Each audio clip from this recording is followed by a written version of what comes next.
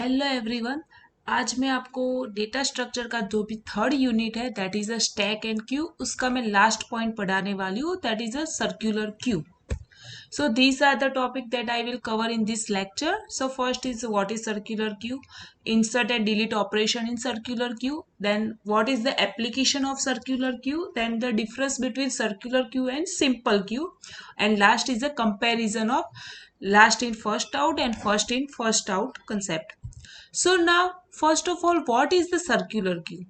तो मैंने पहले ही आपको बता दिया था क्यू क्या है. Queue is a one type of linear data structure. तो circular it's a one type part of your Q.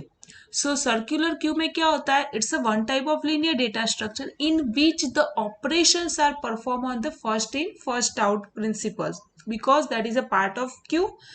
But second point is what? And the last position is connected back to the first position to make the circle. That means what?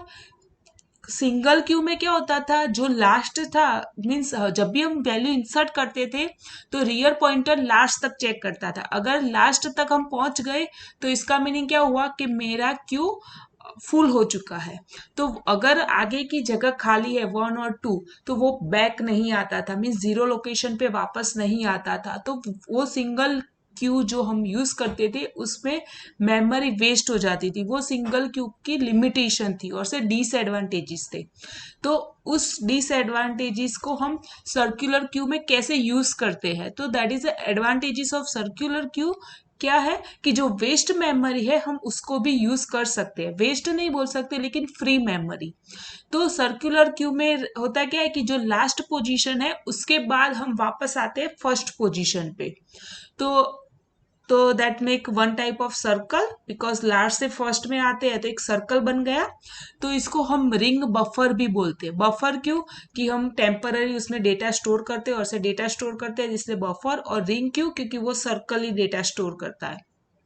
तो वो arrangement कैसे होता है वो यहाँ पर मैंने दिखाया है कि देखो 100, 300, 250, 400, 200. तो जैसे हम वैल्यू इंसर्ट करते जाते हैं तो रियर पॉइंटर इंक्रीमेंट होता है और डिलीट करते हैं तो फ्रंट पॉइंटर इंक्रीमेंट होता है. अब यहाँ पर मैं कुछ 500 डाल रही हूँ तो यहाँ पर इंसर्ट होगा.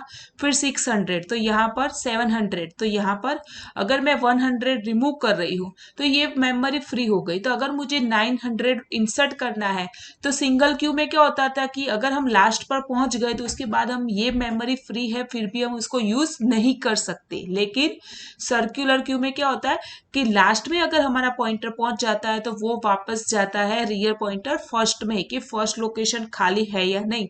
अगर खाली है, एम्प्टी है, तो वहां पर वो डेटा स्टोर करता है. फिर अगेन वो इंक्रीमेंट करता रहता है जहां पर जो नेक्स्ट लोकेशन आता है तब तक. तो यहाँ पर मैंने थोड़ा डिस्क्रिप्शन दिया है.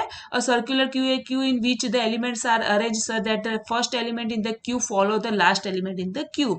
Here in the circular queue, the first element q of 0 follow the last element q of n minus 1 because 0 से start होता है.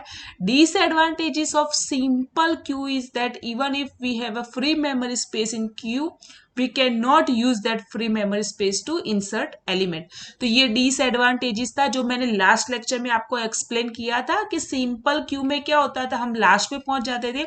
तो अगर हमारा फ्रंट बीच में है तो आगे के जो फ्री मेमोरी लोकेशन है वो हम यूज नहीं कर सकते थे. बट सर्कुलर में क्या होता था, अगर लास्ट हमारे डेटा जो भी है वो हमारे लास्ट लोकेशन पे स्टोर होता है तो हमारा पॉइंटर वो फर्स्ट में आता है, फर्स्ट लोकेशन पे जाता है कि अगर फर्स्ट खाली है या नहीं. अगर खाली है तो फिर नेक्स्ट जो भी एलिमेंट है वो फर्स्ट में स्टोर होता है. तो वो घूमता रहेगा सर्कुलर जब तक सारे के सारे एलिमेंट कंप्लीट नहीं हो जाते तब तक. Okay. So now here NQ and DQ in the circular queue. तो NQ और DQ operation means insert and delete operation कैसे सर्कुलर क्यू में परफॉर्म होता है वो मैंने एक फिगर में ड्रॉ करके दिखाया है आपको. एग्जाम में आपको अल्गोरिदम आपके सिलेबस में नहीं लिखा इसलिए मैं आपको अल्गोरिदम एक्सप्लेन नहीं कर रही. लेकिन प्रैक्टिकल में मैं आपको थोड़ा सा एक प्रैक्टिकल ले लेंगे हम 8 या 9 नंबर का. उसमें मैं आपको NQ और DQ इन सर्कुलर क्यू में आपको समझा दूंगी using C language.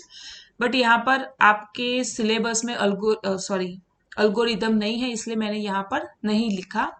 But operations है. अगर एग्जाम में पूछते हैं कि explain NQ and DQ operation in circular queue, तो आपको ऐसे कुछ फिगर ड्रॉ करके आपको एक्सप्लेन करना है। लेकिन हाँ, एक बात याद रखो, जब भी आपको ये ऑपरेशन एक्सप्लेन करना हो तो आप मेमोरी की साइज कम रखो। यहाँ पर मैंने 5 मेमोरी रखी है फ्री, और से टोटल साइज तो 5 या मेमोरी ज्यादा मत रखो, अदरवाइज आपको एक्सप्लेन करने में हार्ड रहेगा। तो जब भी स्टैक या क्यू इम्प्लीमेंट करने का या फिर एग्जाम्पल थ्रू अगर आपको एक्सप्लेन करना हो तो आप मेमोरी की साइज 5 रखो, तो आप इजीली एक्सप्लेन कर सकते हो ऑपरेशन। सो नाउ फर्स्ट, जब हम कोई डेटा नहीं डालते तो मेरा रियर और फ्रंट दोनों क्या रहेगा, 0 लोकेशन पे रहा। अब सेकंड स्टेप में क्या है कि इंसर्ट 10 अगर डालती हूँ तो रियर और फ्रंट दोनों इंक्रीमेंट होता है, वो मैंने आपको पहले ही बता दिया NQ operation in a single Q में। जैसे हम वैल्यू इंसर्ट करते हैं तो दोनों एक ही को पॉइंट करते हैं, मीन्स एक वैल्यू इंसर्ट हो गई है तब उसको हम डिलीट कर सकते हैं। तो जब फर्स्ट वैल्यू इंसर्ट होती है तो फ्रंट भी इनिशियलाइज होता है और रियर भी। सेकंड जब वैल्यू इंसर्ट होती है तो सिर्फ रियर इंक्रीमेंट होता है, तो मीन्स ये सेकंड वैल्यू इंसर्ट हो गई यहाँ पर और रियर मेरा आ गया 2 लोकेशन पे। फिर 20 इंसर्ट हुई है तो रियर मेरा इंक्रीमेंट हुआ, देखो सॉरी यहाँ पर फ्रंट आएगा 1, हाँ सॉरी यहाँ पर फ्रंट आएगा मेरा 1। अब इंसर्ट 70 हो रही है तो रियर हो जाएगा मेरा 4th लोकेशन पे, फ्रंट तो मेरा 1 ही रहेगा।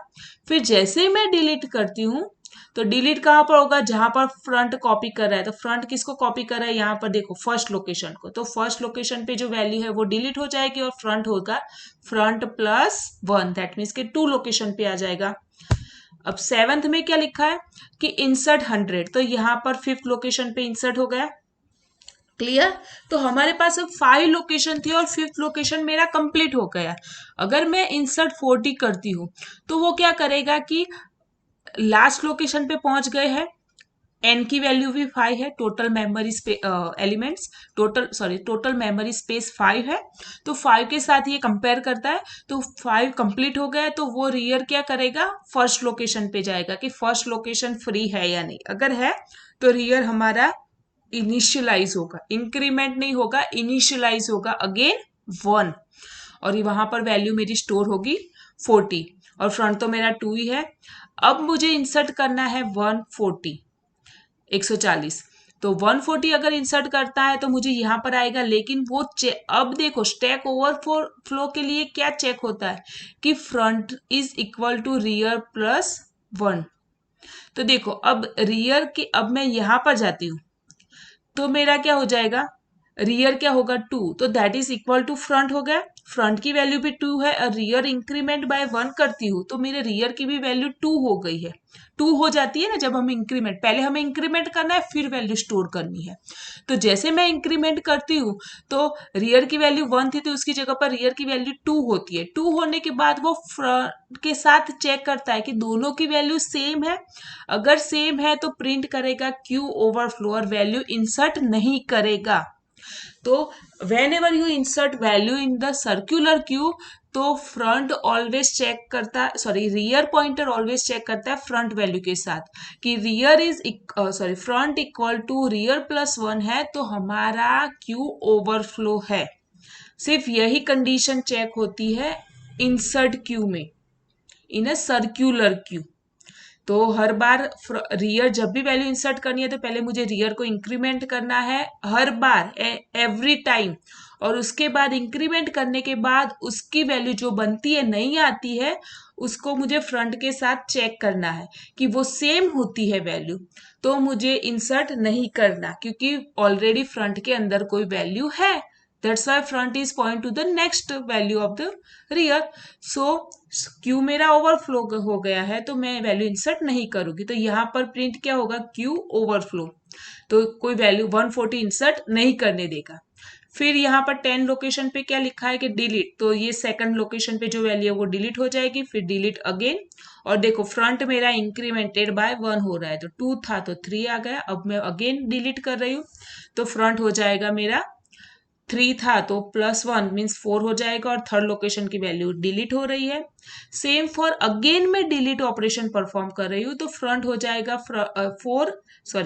4 प्लस 1 तो हो जाएगा 5, और फोर्थ लोकेशन वाली वैल्यू इंसर्ट हो जाएगी। अब ये एप्लीकेशन ऑफ क्यू जो मैं आपको पढ़ाऊंगी नेक्स्ट लेक्चर में। Okay bye.